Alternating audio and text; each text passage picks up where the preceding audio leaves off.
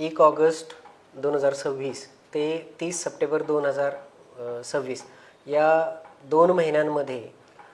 लातूर शहर आणि लातूर जिल्ह्यातील जवळपास 550 शाळा, 100 महाविद्यालय आणि 50च्या आसपास जे कोचिंग क्लासेस आहेत या सर्व ठिकाणी पोलीस विद्यार्थी संवाद हा उपक्रम आयोजित केलेला आहे। या 60 दिवसामध्ये लातूर जिल्ह्यातील 23 पोलीस स्टेशन अंतर्गत येणारी ही सर्व शाळा महाविद्यालय जी आहेत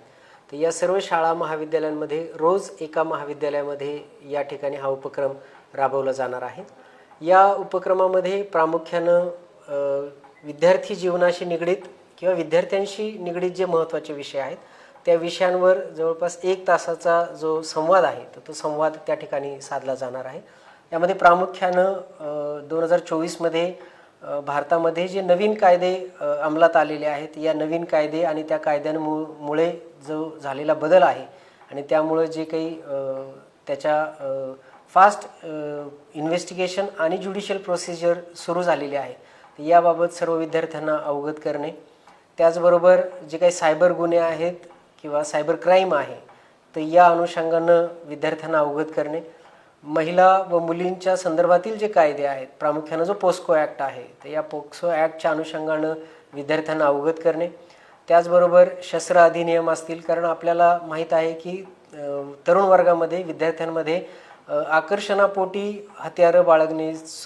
चाकू सुऱ्या बाळगणे असे प्रकारसुद्धा निदर्शनास येतात आणि त्यामुळं किती मोठे गंभीर प्रकार त्या ठिकाणी घडू शकतात आणि त्यामुळं त्या विद्यार्थ्यांचं जे काही करिअर आहे तर ते करिअरला कसं त्या ठिकाणी बाधा निर्माण होऊ शकते तर याबाबत विद्यार्थ्यांना अवगत करणे, त्याबरोबरच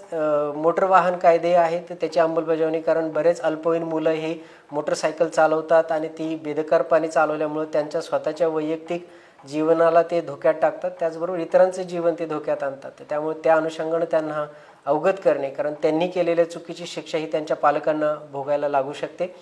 त्यासोबतच पोलिसांच्या तात्काळ मदतीसाठी जी आपली 112ची जी सिस्टीम आहे तर या 112च्या सिस्टीमचा त्यांना माहिती करून देणे आणि पोलिसांची तात्काळ मदत कशी मिळवता येईल याबाबत त्यांना मार्गदर्शन करणे आणि या व्यतिरिक्त सगळ्यात महत्त्वाचा जो विषय आहे जो केंद्र शासन आणि महाराष्ट्र शासनाने प्रायोरिटीवर त्या ठिकाणी घेतलेला आहे तो म्हणजे नशामुक्त भारत जो आहे तर या अनुषंगाने विद्यार्थी दशेमध्येच विद्यार्थ्यांना या नशेमुळे होणारे जे काही दुष्परिणाम आहेत त्या दुष्परिणामांची जाणीव करून देणं आणि या नशिली पदार्थांपासून स्वतःला कसं परावृत्त ठेवता येईल, दूर कसं ठेवता येईल याबाबत त्यांचं समुपदेशन करणं, मार्गदर्शन करणं अशा विविध एकूण 10 कारणांसाठी आपण या सर्व पोलीस विद्यार्थी संवादामध्ये त्या विद्यार्थ्यांशी संवाद साधणार आहे। याचा पहिला टप्पा आपण यापूर्वी डिसेंबर आणि जानेवारी या महिन्यामध्ये घेतला होता,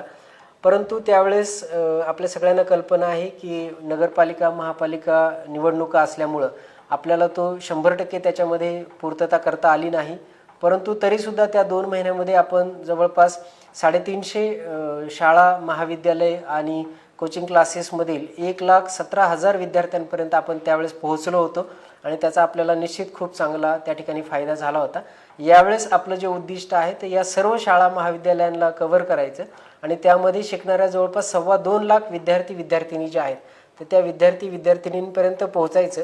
आणि या सगळ्या अद्ययावत कायद्यांची पोलीस प्रोसिजरची प्रक्रियेची त्यांना जाणीव करून द्यायची आणि त्याचबरोबर पोलीस आणि विद्यार्थी हे यांच्यामधलं जे नातं आहे तर ते नातं एक मैत्रीचं नातं त्या ठिकाणी निर्माण होईल। पोलीस हा विद्यार्थ्यांना आपला एक मित्र वाटेल, आपल्या अडचणीच्या वेळी ते हक्काने पोलिसांना त्या ठिकाणी मदत मागू शकतील, पोलिसांकडे हक्काने आपली तक्रार घेऊन जाऊ शकतील असा एक विश्वास विद्यार्थ्यांमध्ये निर्माण करणं हा त्याच्या मागचा एक प्रमुख हेतू आहे। याचा प्रमुख हे सगळं करण्यामागचं कारण आहे की विद्यार्थी दशेमध्ये अल्पवयीन मुलामुलींकडनं जर कुठलाही एखादा गुन्हा घडला तर तो गुन्हा घडल्यानंतर प्रायश्चित्त घेण्यापेक्षा किंवा पश्चाताप करण्यापेक्षा तो गुन्हा घडूच नये याबाबत अवगत होणं, जागरूक होणं हे जास्त महत्त्वाचं आहे। Prevention is always better than cure या उक्तीप्रमाणे आपण या विद्यार्थ्यांच्या हातून कळत नकळत कुठली चूक होऊ नये, गुन्हा घडू नये म्हणून आपण त्यांना आधीच त्या ठिकाणी जागरूक करण्यासाठी हा उपक्रम राबवत आहोत आणि पुढच्या 2 महिन्यामध्ये संपूर्ण लातूर जिल्ह्यामध्ये हा उपक्रम आपण पूर्ण ताकदीने त्या ठिकाणी राबवणार आहोत।